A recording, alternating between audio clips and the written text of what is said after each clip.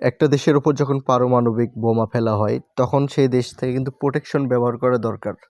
তো এই ভিডিওর মাধ্যমে কিন্তু আসলে এটা বোঝানো হচ্ছে যে পারমাণবিক বোমা পড়ার পরে কিভাবে প্রোটেকশন ব্যবহার করা দরকার। বাঁচতে হলে কিন্তু এই প্রোটেকশনগুলো অবশ্যই ব্যবহার করতে হবে। নয়তো কিন্তু পারমাণবিক যে একটা বোমার যে প্রচণ্ড শক্তি, এই শক্তিতে কিন্তু নিঃশ্বাসের সাথে যে অক্সিজেন আপনি নেবেন সেখানে কিন্তু মৃত্যু হতে পারে আপনার। অন্তত ২, ৪, ১০ বছর কিন্তু প্রোটেকশন ব্যবহার করে থাকতে হবে। পারমাণবিক বোমা এতটা শক্তিশালী। বিশ্বের মধ্যে যেকোনো দেশের উপর যখন পারমাণবিক হামলা হবে, সেই দেশগুলো কিন্তু সঙ্গে সঙ্গে শেষ হয়ে যাবে কয়েক সেকেন্ডের মধ্যে। বাঁচার কোনো অপশন নেই। তারপরেও যদি আল্লাহ চায় অবশ্যই আপনি আমি বাঁচতে পারবো। তবে প্রোটেকশন ব্যবহার করতেই হবে।